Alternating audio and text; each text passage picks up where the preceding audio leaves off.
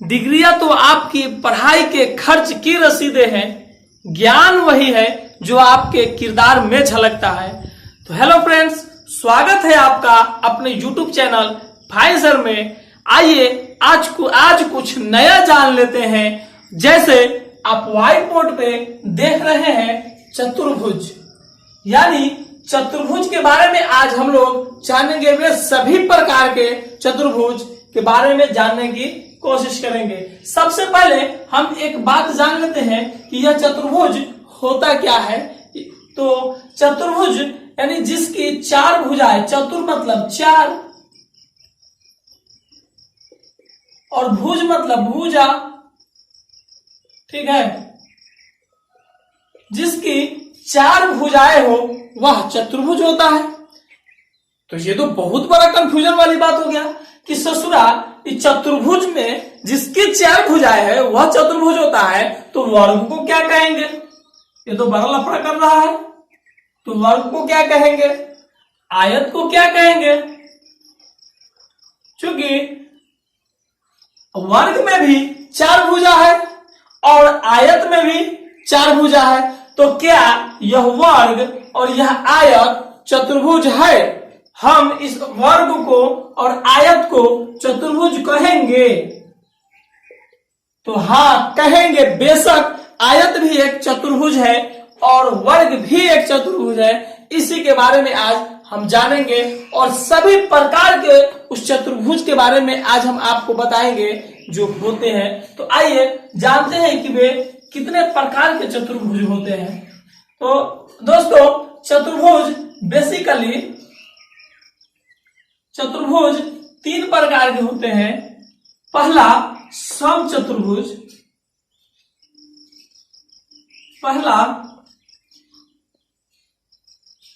समचतुर्भुज, दूसरा समानांतर चतुर्भुज,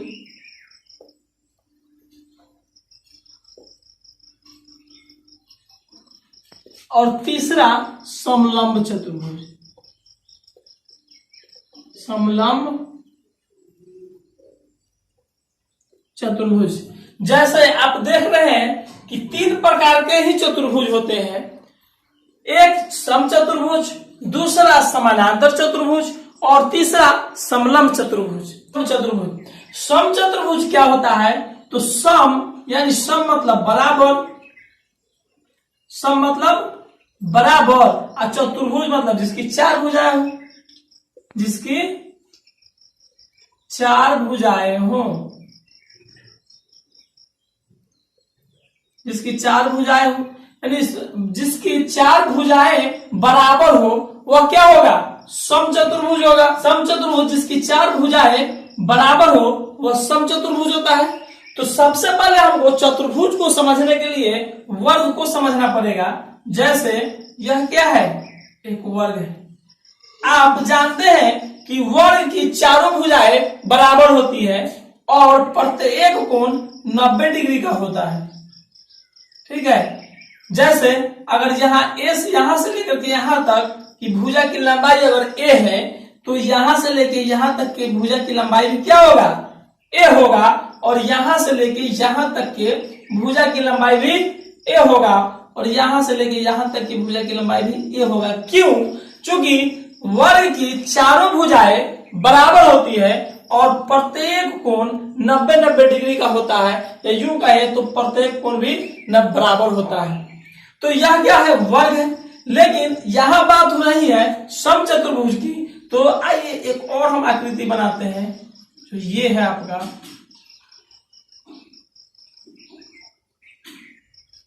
अब आप देख रहे हैं इसी वर्ग को इस कोने में पकड़ करके, कोने पर से हमने अगर ऐसे दबा दिया, अगर हम ऐसे इसको दबा देंगे तो स्वाभाविक है कि ये दोनों कोण, ये कोण इधर और ये कोण इधर बढ़ेंगे। तो जब हमने इसको दबाया तो दबाने के बाद जो आकृति हमको मिला ये है,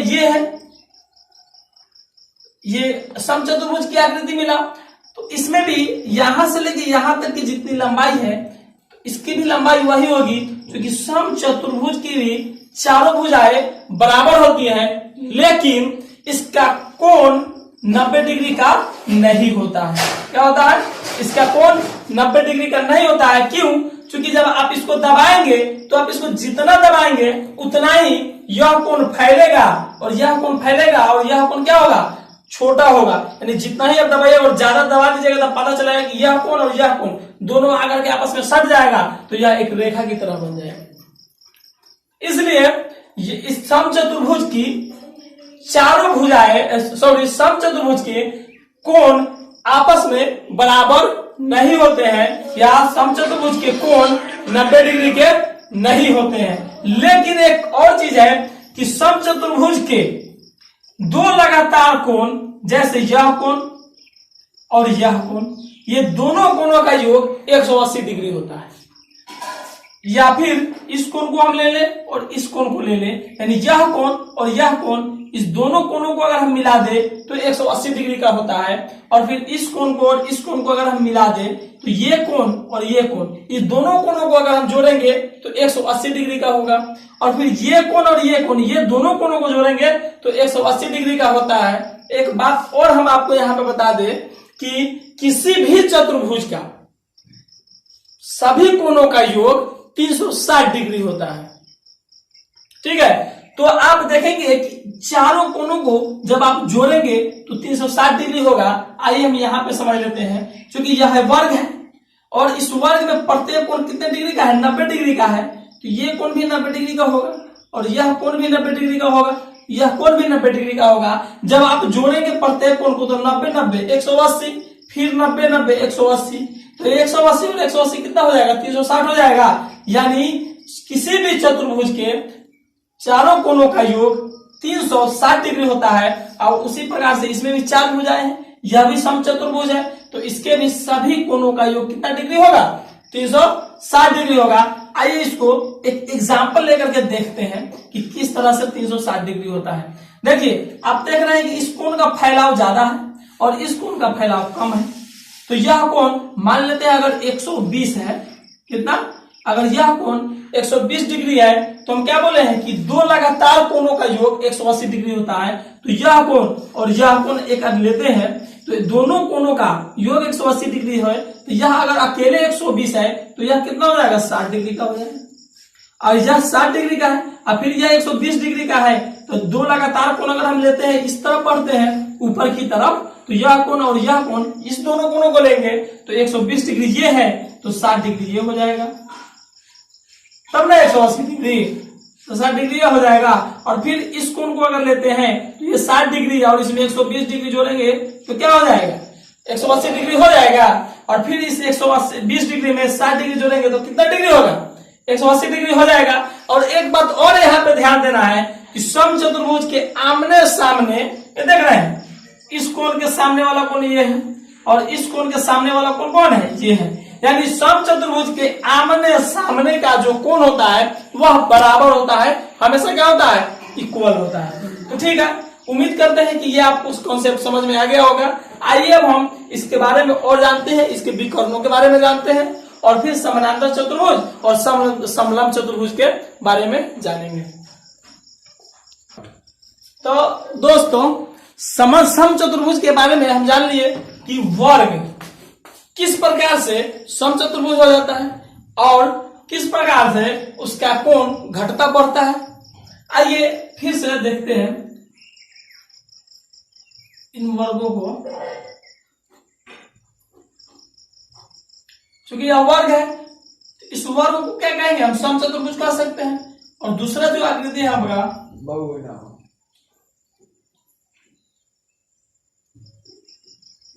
ये, सॉरी ये थोड़ा देखने में टेढ़ा है, लेकिन आप टेढ़ा नहीं समझिएगा, ये समचतुर्भुज है। अब बात करते हैं समानांतर चतुर्भुज की कि समानांतर चतुर्भुज कौन होता है। तो आइए देखते हैं समानांतर चतुर्भुज को।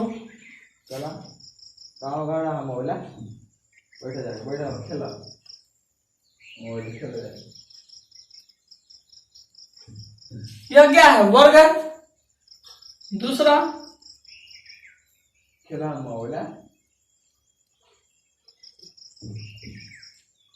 समचतुर्भुज है। अब बात यहाँ पे होता है कि क्या यह वर्ग और यह समचतुर्भुज क्या यह समानांतर चतुर्भुज है? समचतुर्भुज, क्या यह समानांतर चतुर्भुज है? तो हाँ है। क्यों?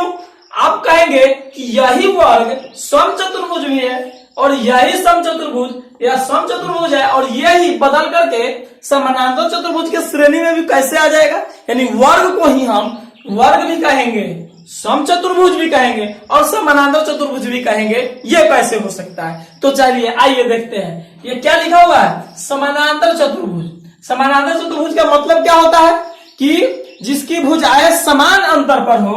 तो आप देख रहे हैं कि अगर इस रेखा को हम ले और इस रेखा को यानी भुजा को ले, तो इस भुजा को अगर हम सीधे डायरेक्टली आगे की तरफ बढ़ाएंगे, इधर बढ़ाएंगे और यह ऊपर की तरफ इसको अगर हम बढ़ाते हैं, इसको भी ऊपर की तरफ बढ़ाते हैं, तो इसको आप जितना नीचे खींच दीजिए, जहां तक लेके जाना हो, पटना, हाजीपुर, कलकत्ता लेके चले जाइए और इसको दिल्ली, मुंबई कहीं भी लेके चले जाइए, तो ये जो है रेखा, ये भुजा आपस में कहीं भी कटेगा, मिलेगा नहीं मिलेगा। भले आप जबरदस्ती मिला दीजिएगा वो बात अलग है, लेकिन कॉन्सेप्ट के हिसाब से इस रेखा को, इस भुजा को चाहे जितनी लंबी खींच दीजिए और इस भुजा को चाहे जितनी लंबी खींच दीजिए, ये आपस में कभी नहीं मिलेंगे। इस तो पता क्या चला कि यहां से यहां तक की जितनी दूरी है उतना ही यहां से यहां तक की दूरी है, मतलब ये समान दूरी पे है, समान अंतर पे है। तो जब इसकी भुजाएं समान अंतर पे है तो यह क्या समानांतर चतुर्भुज नहीं होगा? यही ना इसकी परिभाषा है समानांतर चतुर्भुज की, कि जिसकी भुजाएं समान अंतर पे हो वह चतुर्भुज, जिसकी भुजाएं समानांतर हो, समानांतर का मतलब समान अंतर पे हो। तो जब इसकी भुजाएं समान अंतर पे है तो समचतुर्भुज, समानांतर चतुर्भुज क्यों नहीं कहेंगे। और दूसरा फिगर लीजिए जिसको हम समचतुर्भुज कह रहे थे, इसमें भी इस भुजा को और इस भुजा को चाहे जितनी दूर हो, जितनी लंबी हो बढ़ाते हैं और इसको आगे की तरफ जितनी लंबी हो अगर आप बढ़ाते हैं तो ये दोनों भुजा आपस में कभी मिलेगा? दोनों गोड़ा के बीच में इतना ना नफरत भर गया है कि पूरी जिंदगी खत्म हो जाएगा, लेकिन आपस में कभी नहीं मिलने वाला है। तो मिलेगा नहीं मिलेगा? तो क्यों नहीं मिलेगा? क्योंकि यहां से यहां तक की जितनी दूरी है ठीक उतना ही यहां से यहां तक की दूरी है, यानी ये दूरी समान है, बराबर है। इसलिए ये दोनों जो रेखाएं हैं, दोनों जो भुजाएं हैं, यह समान अंतर पे है। तो इसको हम समानांतर चतुर्भुज कहने में कोई दिक्कत है हमको? बोलिए, जब समान अंतर पे है तो समानांतर चतुर्भुज है और ये समानांतर चतुर्भुज है। क्लियर? तब अब आइए एक आयत को लेकर देखते हैं।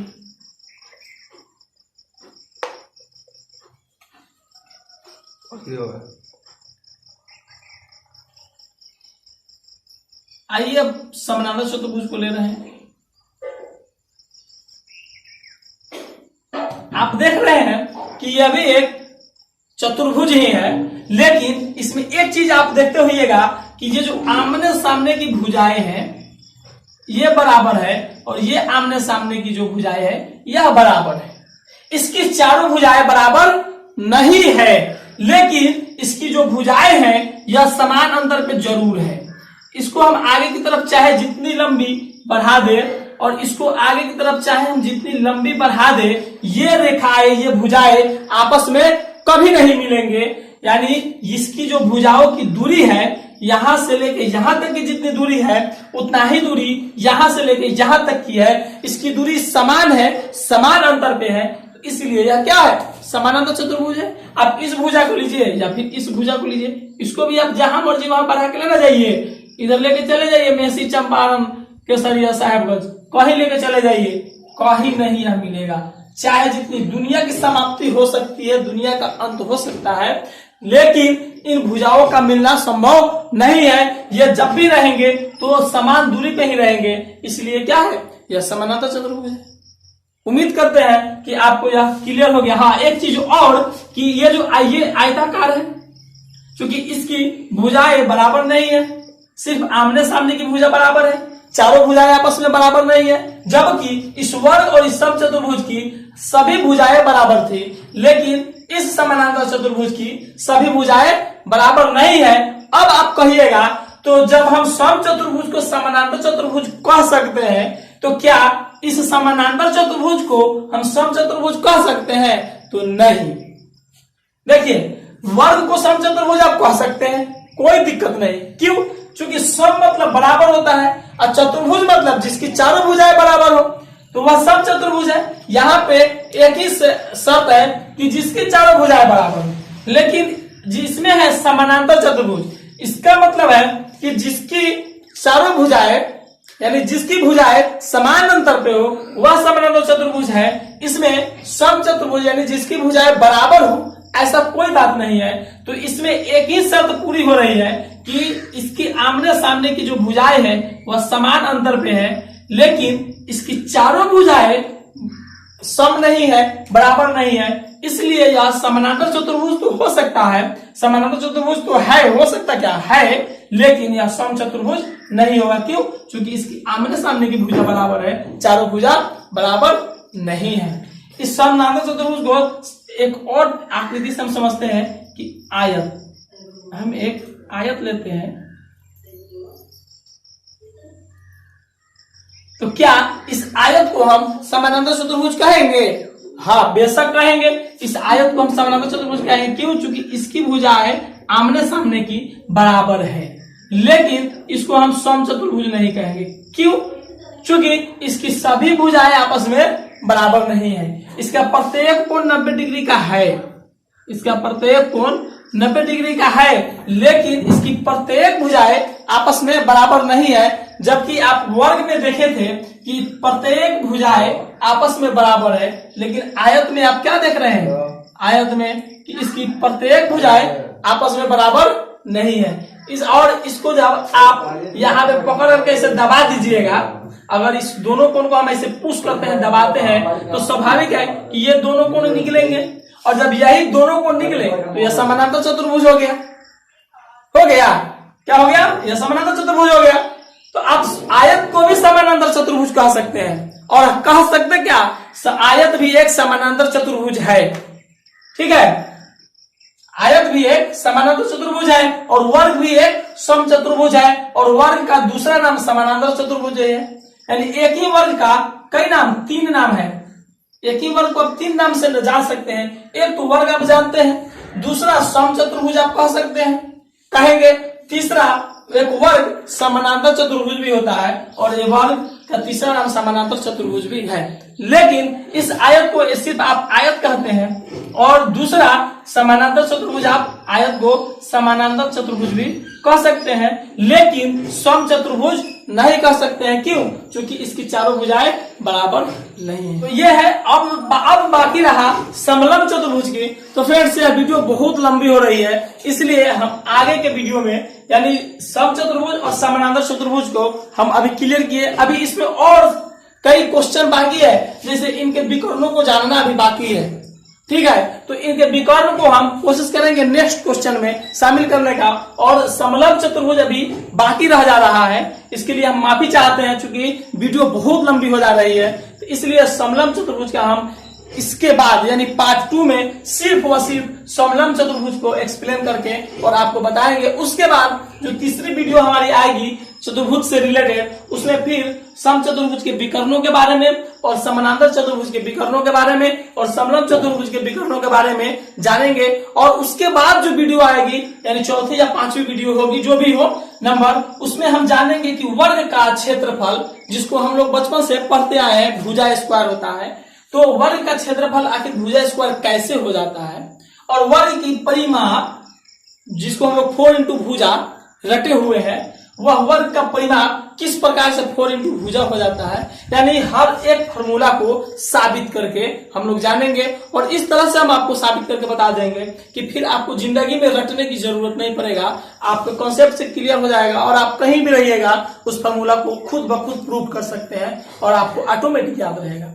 तो चलिए इस वीडियो का अंत यहीं पे करते हैं। थैंक यू, धन्यवाद।